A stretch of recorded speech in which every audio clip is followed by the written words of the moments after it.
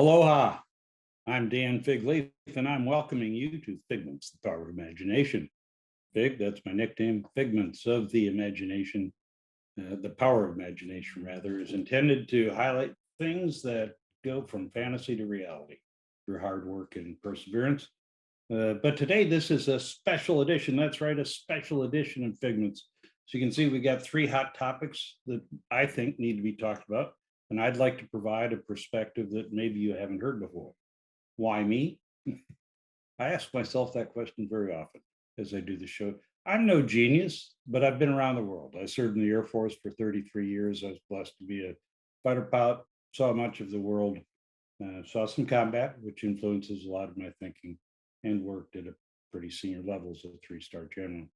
I later did some work in the international arena here in the Asia Pacific region.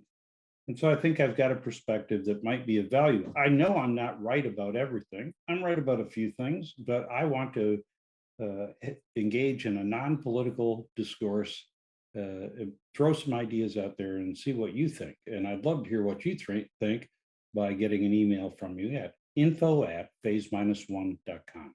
info@phase-1.com. You can visit my website, drop me an email, but let me know what you think, where I'm going, because I think we're at a critical time in the world. There's so much going on that represents several inflection points in domestic and international relations that we ought to be very thoughtful as citizens, because this stuff is going to affect our future a lot. Again, I strive to be non-political and more practical. I'm fascinated by things that work and not very interested in things that don't work very well. And I know I'm not special because I'm going to talk very briefly about somebody who was special. This past week, we lost Admiral Ron Zlatiper, former Pac Fleet commander, a man of tremendous influence here in Hawaii and in industry and in education. And besides that, one of the best human beings I've ever known. And I'm going to miss him, but he taught me how much I have to learn and to do. And that's why I do things like Figments. So rest in peace, Zap, you earned it. Okay, let's get a little more lighthearted because this is lighthearted. My last two jobs in the Air Force as a three-star general, I was the vice commander of Air Force Space Command and the deputy commander of U.S. Pacific Command, now known as Indo-Pacific Command. Now, for 2 weeks, 2 glorious weeks, I was the acting commander of PACOM, but for the last several years, I was number two. And I know, therefore, that there's a lot of number two in being number two. That said, I'm sympathetic with the Vice President of the United States who tested positive for COVID. Okay, that's bad enough. But then the White House released a statement that she was not considered a close contact with her boss, the president. I'm sorry, Vice President Harris. That's just not a good look. Not a good statement by the press secretary either. So, a lot of number two and be a number two. So let's strive to be number one. The first topic I want to talk about is Ukraine. And as I talk today about the three topics, maybe more if I have time, I want to emphasize three words: humanity, diplomacy, and liberty, because they're pretty important words. And that helps me organize what I'm going to say. If we look at the Ukraine, the humanity of it is really sad, tragic, truly tragic. 12 million out of, I think, 44 million people in Ukraine displaced. 12 million people's lives are absolutely, totally changed and will never be the same. And they're not changed for the better. 12 million people. Now, add to that the death, the destruction, the tragic situation. Having said that, there are reasons that could make you feel optimistic if you don't want the Russian forces to prevail. The sinking of the missile cruiser Moskva, the largest combatant sunk since World War II. And I'm going to assume that the Ukraine played a role in that, though we really don't know. The sort of withdrawal to the east and south by the Russians, the problems that the Russians are clearly having, the fires at Russian oil refineries, which may or may not be caused by Ukraine. That looks pretty good. Russia's failing. Russia does not look like a any kind of a competent military power right now. But if their goals are still just to control the Donbass region and deny access to have access for themselves to Black Sea ports and deny it to Ukraine, they don't have to take Kyiv or anywhere else other than the Donbass and the area along the Black Sea. So they're losing and winning at the same time. And meantime, people are suffering. And the US, by and large, has done what?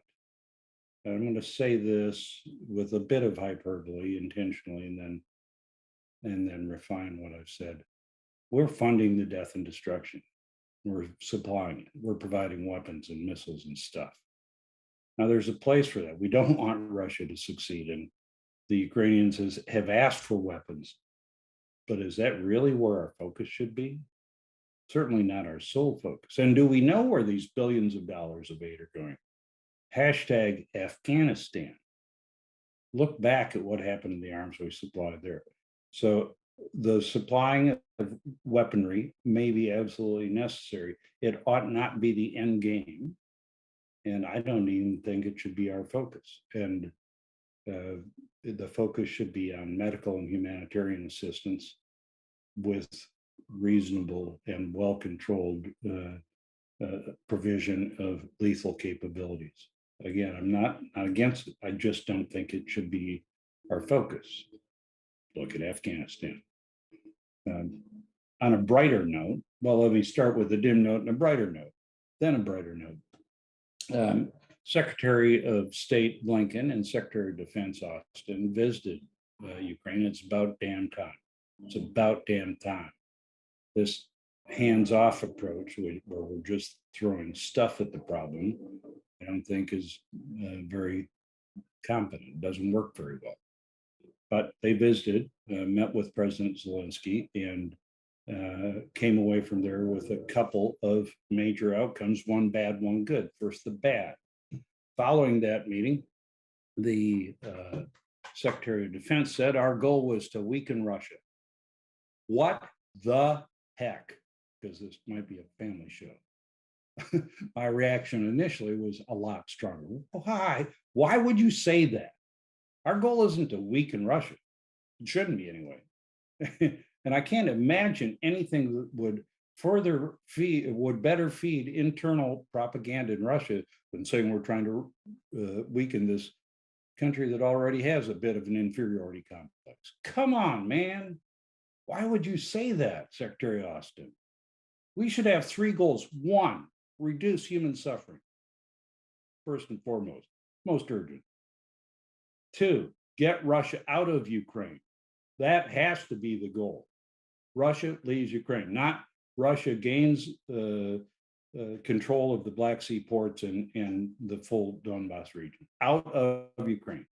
And three, we deter them from future adventurism in Ukraine and elsewhere. Now, that deterrence may involve some weakening of the forces, but that weakening of the Russian military is not the goal, I hope. That got me exercised, energized, and irritated. It pissed me off. So, check. But there's some better news, and that this next bit, I think, reflects some new competency in the diplomatic efforts of the Biden administration. And I've alluded to what I see as failures of competence or incompetence on other shows. But now they are restarting diplomatic efforts. They're going to reopen the embassy in Kyiv. And Ambassador Bridget Brink, interesting name in this case, the current US ambassador to Slovakia, has been nominated to be the ambassador to the Ukraine. And I think that's awesome. I think it's trying to correct a mistake too. In Afghanistan and in Ukraine, the first thing we did when the fecal matter hit the ventilation system is withdraw diplomats. Okay, I understand the sensitivity coming from the death of our ambassador in Libya and others, but the last thing to go should be diplomacy in time of crisis. I know a lot of our great State Department professionals, diplomats, other folks in the State Department apparatus, and we need them in time of crisis. The last thing to happen should be a withdrawal of our diplomat. And instead, under two different administrations, it's becoming the first. There are three, actually. So now we've got a diplomatic presence restarted there, and I'm hopeful for that. That said, it's still a dire situation, and we can't lose sight of the fact that 12 million people have been displaced. Many thousands have died on both sides because I am, a moral absolutist. Yeah, Elon Musk. That's a nod to you as a free speech absolutist. And every life matters, and any loss of human life unnecessarily, especially war, is a tragedy that we ought to seek to avoid. So let's pray that the diplomatic initiatives and the military strength provided to Ukraine prevails, and that we achieve those three goals, which once again are end this suffering, Russia out of Ukraine, and deter further aggression. Okay, let me take a breath from that and tell you that I'll be back soon in 6 days with another edition of Figments, the Power of Imagination. This will be special, but it won't be a special edition. May 2nd, I'm going to have Clint Churchill, former Air National Guard pilot and commander here in Hawaii. Clint's an amazing guy, a great friend, and one of the founders of the Pearl Harbor Aviation Museum. And I want to help you imagine history you can feel. Now, full disclosure, I'm a member of the board at the Pearl Harbor Aviation Museum, and I had my retirement party from the Air Force there, many years ago. But you're going to love this.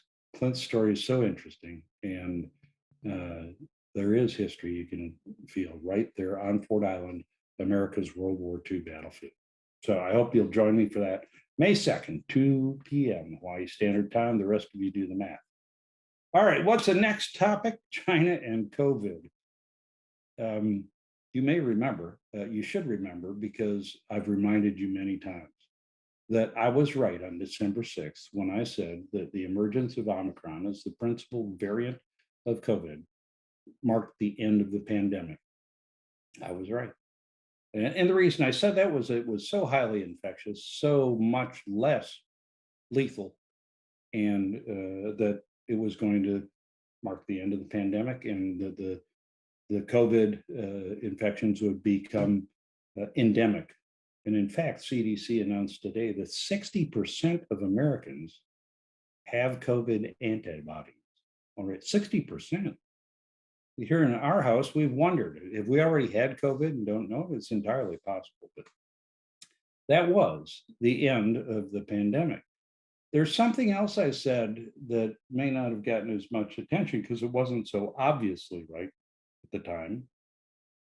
And that's that China would be first in and last out regarding the pandemic. What do I mean by that? They were first in because the virus originated there. And I don't care to debate what happened in Wuhan or how, because we don't know. But that's where the virus started. When it started there, the Chinese were very successful at controlling it internally, didn't care much about it, controlling it externally, and allowed it to leave with thousands, tens of thousands of passengers, travelers from China. But internally, they were very successful. How were they successful? Through a COVID zero or zero COVID policy, where they would squash every infection like a bug. The way I mean that is they tried to limit the infections to zero through aggressive testing, isolation, quarantine, reporting, etc. And it seemed to work. I think it would be reasonable to view Chinese numbers skeptically and wonder if maybe there weren't a few more than the reported infections, but generally it worked well, and life was relatively normal for those in China until this year, mostly until Omicron, when in Jilin province and later Shanghai, the virus made a very dramatic emergence, resulting in significant and oppressive lockdowns. Now, the reason I said that they'd be last out was that Omicron, being so contagious, doesn't care about China's zero COVID policy. That's part one. Part two is the zero COVID policy is simply not compatible with long-term control of an infection, because the way they made it zero COVID was to have strict controls, strict isolation, strict quarantine, strict testing, and high consequences for those who failed, local officials, in um, in controlling the virus. So if you're the mayor of, we'll call it Green Bay, there's probably a Green Bay somewhere in China. If you're the mayor of Green Bay, China, and Green Bay, China has 5 or 6 COVID infections show up, here's what happens to you. You get fired. Fired. You're fired. It rings a bell for some reason. But the local officials who had incidences of COVID were relieved, taken out of office. Now, certainly that gets everybody's attention, but not in the way one might hope. If you're the mayor of, let's say, Milwaukee, China, just to use another generic name, and you see what happens to the mayor of Green Bay, China, are you going to report infection? No, you're going to suppress accurate reporting. You're going to hide it until it's too late. And I believe that's what's happened in China, is that the fear and loathing of the local officials led to hiding of significant infections until they expanded. And when you add that to the nature of the Omicron virus, you got kind of big trouble that we see in Shanghai, before that Jinnan province, and now in Beijing. Let's see if China learns from the failures in Shanghai and Jinnan and the human tragedy. I mean, it's a human tragedy. I won't go over some of the draconian measures that the Chinese have. I will read from the 25th of April, Time magazine, an article called Parents in China Protest COVID Child Separation. Protest in China, risky business. But here's the important sentence. For many Chinese people, the fear of getting COVID-19 is not about getting sick. It's about having to submit to China's strict pandemic measures. There you have it. That's not good for China. So I hope they learn and adjust and take a more humane approach to addressing the virus. Now, they can do what they do because they're a very authoritarian form of government. But no authoritarian leader has absolute power. Absolute power in the modern era of information sharing is a myth. It just doesn't exist. What does this mean for the long term for China? First of all, it means internal unrest, and that's bad, because in addition to these very strict, and you have to read them to believe them, the horrible measures that are leading to food shortages and medicine shortages and so on and so forth, the economy is being stifled by it, and any failure of the economy in China to progress leads to social unrest, which leads to more repression or perhaps distraction. So what I worry about is that approaching the 20th Party Congress, a very important event this fall in China, that Xi Jinping may be compelled to launch his own October surprise, ignore the lessons he should have gathered from Russia's misadventure in Ukraine, and launch military action against Taiwan. I think that'd be tragic on every level for China and for Taiwan, and a huge mistake. But will he be compelled to distract his internal constituency? God, I hope not. So absolute power, not a good thing. And the application of it in China is a lesson we should all learn from. And we should learn from it because it's possible here in the US, people. It really is. Another thing that pissed me off this week was when I heard Dr. Fauci's remarks on the court decision that lifted the mask mandate for uh, transportation in airplanes, airports, buses, et cetera, trains, not automobiles, though we do see some people who think that it applies to automobiles. So Dr. Fauci, the director of the National Institute of Allergy and Infectious Diseases, who's become the central figure of this pandemic, said that he found it disturbing that the federal court would rule against the CDC's COVID-19 travel mask mandate. It was his opinion that this was not judicial matter because they're the experts, right? Obviously, and understandably, Dr. Fauci was not a political science major and doesn't know jack anything about the American system of government and the separation of powers. Yes, it's a legal matter. Okay, I don't know what the right decision is on masks, but I do know this: we are a nation of laws, and those laws govern our behavior. And if a judge in the judicial branch finds something that somebody in the executive branch, where CDC resides, incompatible with our laws, despite the consequences, they are compelled to overrule. And they did. This judge did. Hey, agree with the judge or don't. That's the way our system of governance works. And the Fauci, as a longtime government employee, doesn't understand that. It just drives me crazy. And there is danger with the overreach of government power throughout the COVID pandemic that this will become the norm.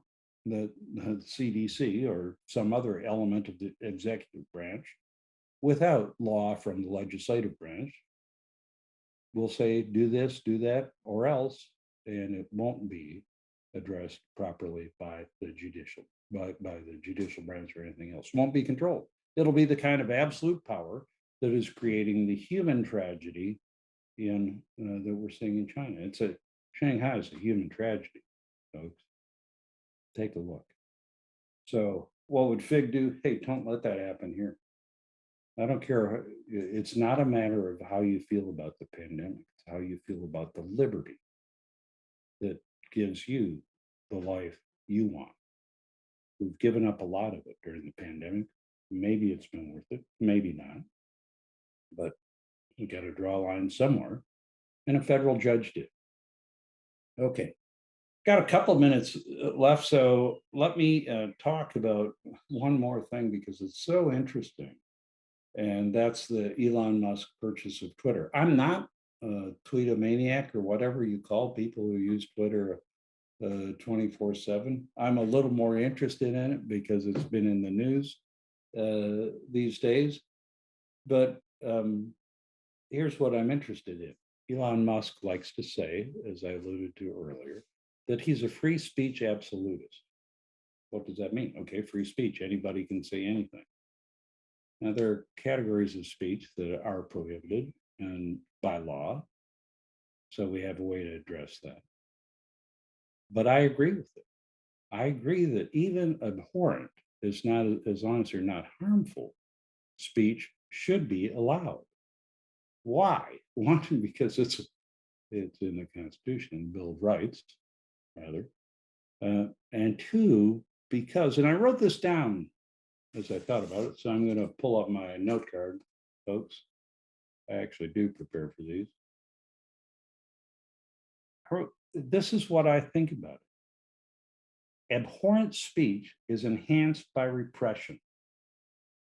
Allowing abhorrent and incorrect speech to see the light of day over time will wilt it and make it less effective, less convincing. Now, former President Obama said something quite to the contrary, and I haven't been or will be president, but I respectfully disagree. Suppression of speech is dangerous, more dangerous than allowing abhorrent free speech. I really believe that. Anything we suppress will have an implied credibility. This speech is so bad we can't let you hear it. And well, we have to have a little more faith in our citizenry and within reason, allow free speech. So those are my thoughts for today. I'll remind you that you can find our Figments episodes on the YouTube playlist. I'll give you a minute here to scan those in if you'd like. QR codes, making a comeback, by the way, QR codes are.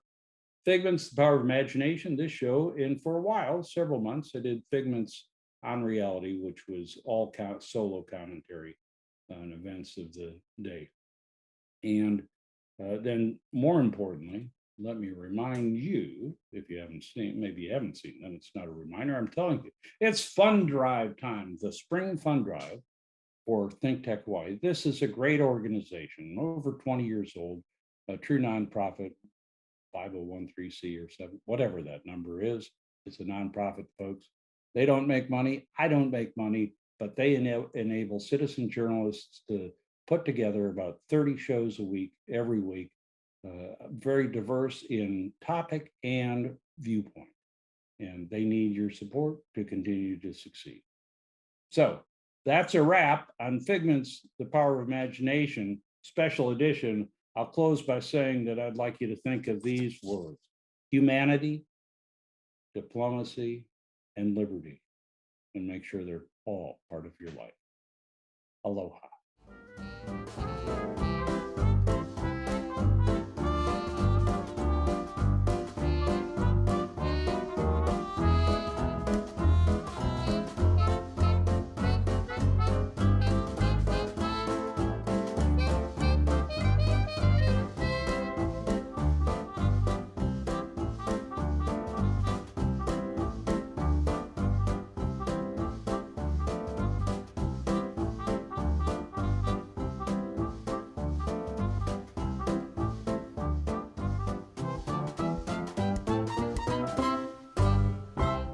Thank you so much for watching Think Tech Hawaii.